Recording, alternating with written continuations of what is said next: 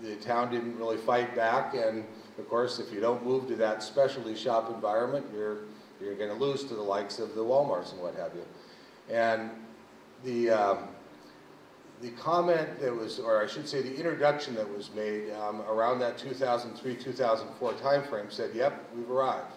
For years and years and years, I have this friend in Portland, and she always introduced me to her friends as, this is my friend from Seattle. I live in Seattle now.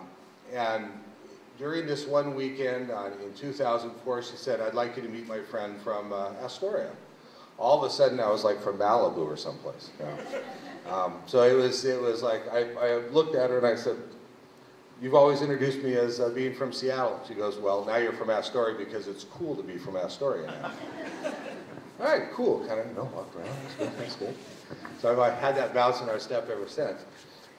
As I mentioned in Hoquiam last weekend, what's our reward for all this activity? We have our very own Walmart being built right now, right outside of town, so we're going to go through another round of trying to save our town. But when I was invited to come up here, and of course after saying I would never ever do another hotel again because it was so god-awful hard to do that kind of a hotel, and when Tim Quigg invited me to come up here and take a look, the building was great. I mean, I walked in and I fell in love with it immediately. I mean, there's no two ways about it. This is a very special building. But what got me excited about being up here was the people. And it would always be the case for someone that's going to attack a project like this. It's the thought of having an 80-year-old person walk in here and tear up like I've seen them do at the Elliott because of their memory of what it was like when they had their honeymoon night here. There might have been some honeymoon nights here in the last 20 years, but they probably were slightly different than they might have been. No disrespect, Bob. You can never tell this story without getting in trouble with a guy who took care of an awful lot of people for 20 years. And Bob, I think it's been very well written that while this was under Bob's tutelage, an awful lot of problems that had been experienced here were mitigated to a great degree. So, Bob, thank you for that. So the next challenge to looking at where this hotel sits in with your revitalization efforts is something I've spent some time on. In fact, I just gave to Stephen from the Daily World a packet of some ideas that I've thought about. And out of fairness, I haven't been to one of the meetings yet. We've been busy just trying to get this thing under tow. And now that we have that accomplished, of course, I would like to participate much more heavily. But this is just one piece of many pieces that have to be done. I mean, the DNR has been done. I understand it's beautiful. I understand there's been a tremendous, tremendously successful events that have taken place there. And it's almost a bookend kind of a situation. You've got the DNR there, you've got the Morck here, and there's some infill that needs to take place. I put about 15 pages together of my assessment of the downtown, not largely different than I think an awful lot of your efforts have discovered and are being addressed right now. So I'm not going to spend a whole lot of time on that. But I would like to say, and Mike mentioned an iconic kind of sense of place activity relative to the bridge and the ability to be able to see that. Well, one of the things that Astoria has is we've got the Astoria Column, and we have the Astoria-Megler Bridge, and of course we have the 4.5-mile wide river. Those were always there even when the town was a wreck. So it isn't those things themselves that make a town, it's those kind of things in concert with the kind of efforts that you're undertaking as a revitalization committee.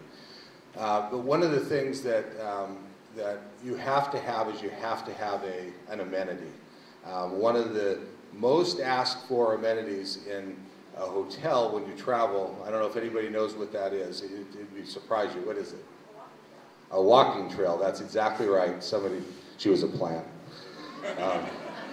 But not many people know that, and course, our first thought about creating this bridge to the river made nothing but perfect sense to us, because once you get to the river, you can figure out how to, you know, walk the rest of the river. But then actually it was Bobby Burns that came up with the idea. Many of you may have thought of it, but he shared it with me, and I thought, huh, that is a way around this, is to create a boardwalk, not along the river, but actually on the river, on pilings. One of the things that is, you know, near and dear to your heart are pilings, just like they are down in Astoria. There are lots and lots of pilings. You certainly have a company here in the Quigg Brothers that could probably drive those pilings, or maybe some competitors if I've left them out, but Quigg would certainly like to take a crack at that, I'm sure. But to create something like a, you know, even a 30-foot wide boardwalk on the river, actually covering a little bit of that low tide activity that you have to deal with. So you'd actually cover that, and you'd see a running river because it was so wide. But this is where you could actually create assemblies now. 30 feet wide, all the way from, say, K Street, because there might be a bridge over the top of the railroad tracks, all the way to the Wishkah, and then up to the first bridge. And then every once in a while, every 1,000 feet or so, create a bump out so that you could have essentially an observation point, or an ability to stage a wedding, or, you know, put a windscreen in if necessary, depending on the time of the year. But you could also get there by going from the bridge down to the Chehalis, and then down to even as far as K Street without ever having that bridge, and you could also build it in pieces. If you had that amenity, it's a reason for people to say, oh, there's a place you can get down to the river, and you'd see it, of course, when you're coming across the first bridge, if that's where it started, and run it right by the, you know, the little fish place you have there on the, over by Jack Thompson's place, and start it there, and then take a walk and go as far as you can possibly build the thing. That would be that amenity coupled with the DNR, coupled with the Morck being done, and then 2 centrally located parking structures. And I've heard an awful lot about why this can't be done or why that can't be done. My suggestion, we have architects in the room, my suggestion is you take an onion paper and you lay it right over the top of the town, and you say, where do these 2 things need to be? And you just figure out how to shoehorn those things in there and get them done. And there is money for that. The last thing I'd like to say from a planning standpoint is you have to have an overall plan. You're all working on committees, and I know the intent is to aggregate those, and at the end of the day you say, when we squint our eyes, this is what we want our place to look like. Susie, my other half, is in the room. Susie and I went all over Edmonds, Queen Anne, Capitol Hill, the U District, looking at shops that might make sense here.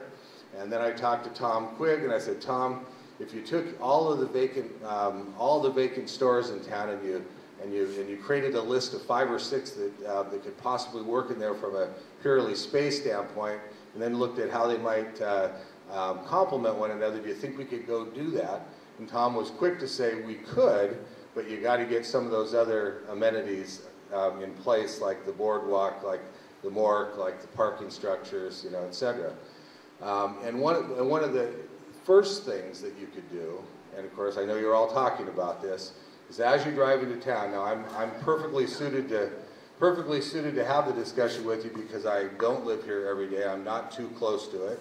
As I drive into town, I see all these cyclone fences, and I see grass coming up to here, and I see parts in them, and sometimes there are cars in them. But for the most part, even if they're just a fenced-off lot like the one we have right next door to the Morck, it is visually unappealing, and it doesn't have to be. The empty storefronts are visually unappealing, and they don't have to be. You could fill them with artwork. That's one of the things we did in Astoria. We had our art committee, our art festival, and all of the empty storefronts got filled with local artwork. So people spent money on lighting and what have you. So when you drove through town, it looked like you had it going on.